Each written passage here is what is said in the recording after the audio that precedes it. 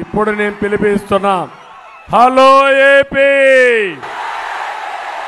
Hello AP, bye bye Jagan. Hello AP, hello AP, hello AP, hello AP. Thank you. అందరికీ నమస్కారాలు. జై హింద్.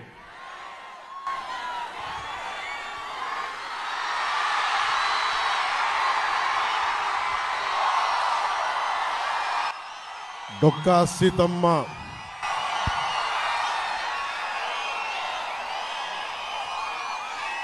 డొక్కా సీతమ్మ పుట్టిన నేల, జగన్నాథ పండితురాయలు అలంకార శాస్త్రం, తర్కశాస్త్రం ముంగండ గ్రామంలో పండిత గ్రామంగా పిలిచే అలాంటి మహాపండితులు పుట్టిన ఈ నేలకి మనస్ఫూర్తిగా ప్రతి ఒక్కరికి హృదయపూర్వక నమస్కారాలు. ఉపన్యాసం ప్రారంభించబోయే ముందు ఈ రోజున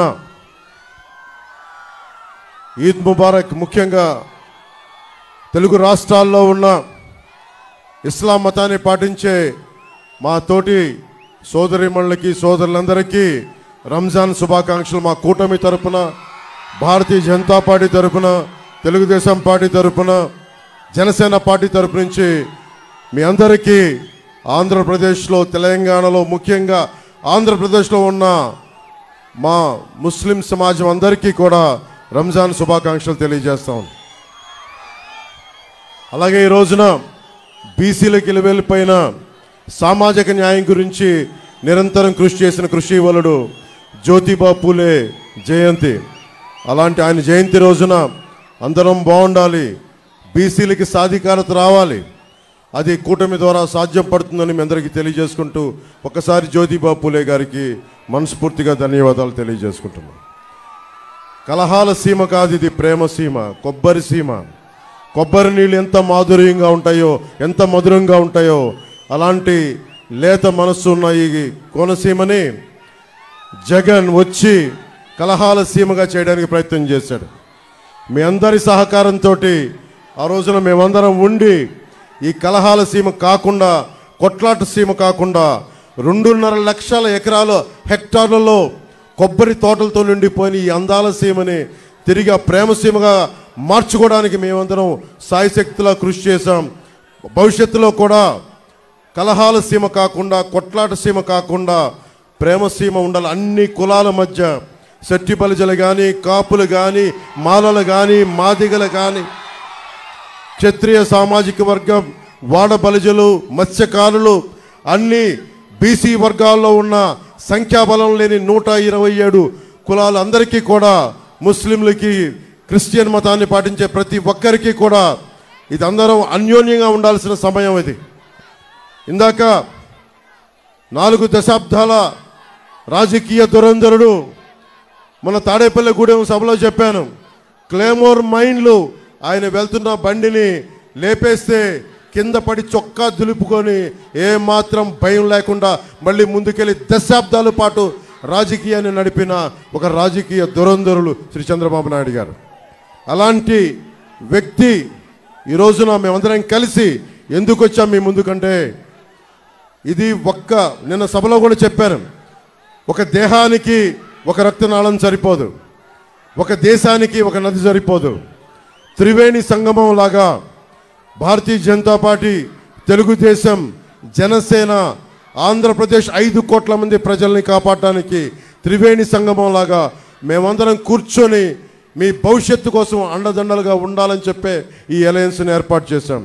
మీకు భవిష్యత్తులో ఉపాధి అవకాశాలు కానీ, ఉద్యోగ అవకాశాలు కానీ, ముఖ్యంగా మన 2.5 లక్షల హెక్టార్లు ఉన్న ఇక్కడ ఉన్న విశాలమైన కొబ్బరి తోటల్లో కనీసం ఒక కోకోనట్ బోర్డు ఇప్పుడు దాకా మనం ఏర్పాటు చేసుకోలేకపోయాం. అంబాజీపేటలో కొబ్బరి పరిశోధన కేంద్రం ఉన్నా కానీ మన కేరళ తరహాలో లేదా తమిళనాడు తరహాలో దాన్ని అత్యాధునికమైన మనకి దీంతో పరిజ్ఞానంతో కావాల్సిన పరిశ్రమలు నెలకొల్పలేకపోయాం. అలాగే కోనసీమ రైతాంగం క్రాప్ హాలిడే ప్రకటించింది. ఇలాంటి దుస్థితి రాకుండా మా ఎన్డీఏ కూటమి తెలుగుదేశం, జనసేన, భారతీయ జనతా పార్టీ కూటమి రైతు కన్నీరు తొడిచే కూటమి అవుతుంది మనస్ఫూర్తిగా తెలియజేసుకుంటున్నా. ఈ సభకి వస్తున్నానని చెప్పగానే అందరూ నాకు ఒక విషయం గుర్తు చేశారు. మా చిట్టెన్ను అడుగుతున్నాడు, ఇస్తున్నానని చెప్పి స్థానిక ఎమ్మెల్యే చిట్టిబాబు గారు కూడా టికెట్ ఇవ్వని వ్యక్తి జగన్. దాదాపు 200 కోట్ల రూపాయలు హామీలు ఇచ్చి, ఆ హామీలు కూడా ఎలా ఇచ్చాడో, ఆ హామీలు కూడా ఏమిచ్చాడో మీకు తెలియజేస్తా ఉన్నా. 2021లో ఆగస్టు 16వ తారీఖున ఈ నియోజకవర్గానికి వచ్చి నాడు నేడు పనులు 2వ దశను ఇక్కడి నుంచే మొదలుపెట్టినప్పుడు రాష్ట్రంలో ఆ పనులు ముందుకెళ్ళలేదు, అరాకొరగా చేసి ఆపేశారు, బిల్లులు ఇవ్వడం లేదని. ఆ సభలో ఇచ్చిన హామీల్ని మీ దృష్టికి తీసుకొస్తున్నా. రేపొద్దున వైసీపీ నాయకులు వచ్చి ఎంపీగా కానీ ఎమ్మెల్యేలుగా కానీ మన కోనసీమలో తిరుగుతున్న ఒకటి అడగండి, ఈ హామీల సంగతి ఏమైందని అడగండి. అప్పన్నపల్లి లిఫ్ట్ ఇరిగేషన్ ప్రాజెక్ట్ మంజూరులో 40 కోట్లు చిట్టన్న చెప్పాడు, నేను ఇస్తున్నానని చెప్పాడు. ఒక్క పైసా కూడా రాలేదు. ఈ ప్రాజెక్ట్ వస్తే 4000 ఎకరాలకి ప్రయోజనం కలిగేది. వెదురుపీడం కాజ్వే నిర్మాణం చేస్తామని హామీ ఇచ్చారు. ఇందాక గిడ్డి సత్యనారాయణ గారు చెప్పినట్టు వరద వస్తే ఈ ప్రాంతంలో గ్రామాలు మునిగిపోతూ ఉన్నాయి.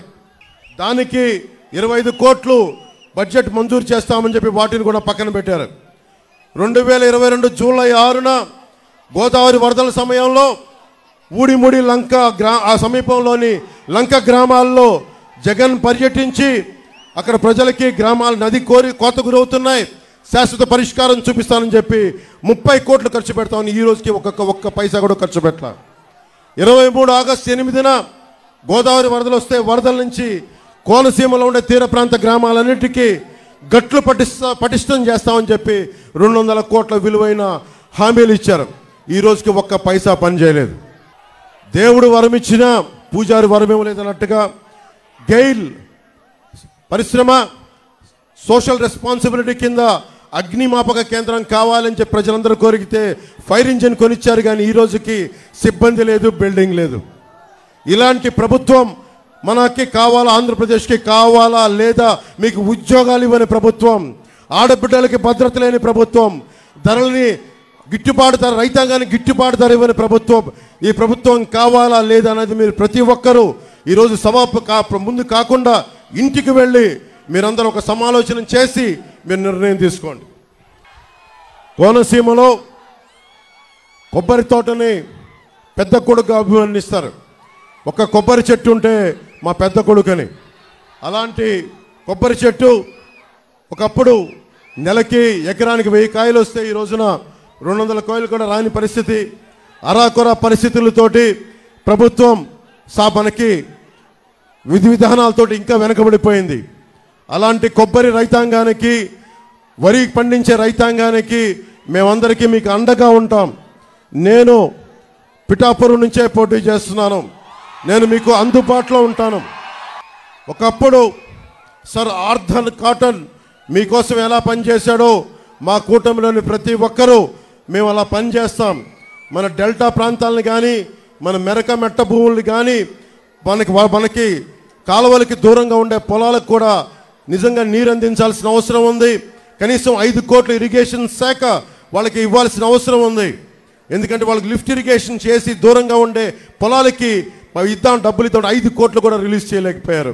సొంత డబ్బులతోటే పాపం రైతాంగం కష్టపడతా ఉంది. ఇలాంటి పరిస్థితుల్లో ఉండే రైతాంగానికి మేమందరం భద్రత తీసుకొని అమలాపురం తర్వాత కోనసీమ అమలాపురం పార్లమెంట్లో ఉండే రైతాంగాన్ని సమూలంగా ప్రతి ఒక్కరికి కూడా మేము మీకు అండదండలుగా ఉంటాం, మేము మీకు రక్షిస్తాం, మిమ్మల్ని మీ అందరికీ అండదండలుగా ఉంటామని తెలియజేస్తా ఉన్నాం.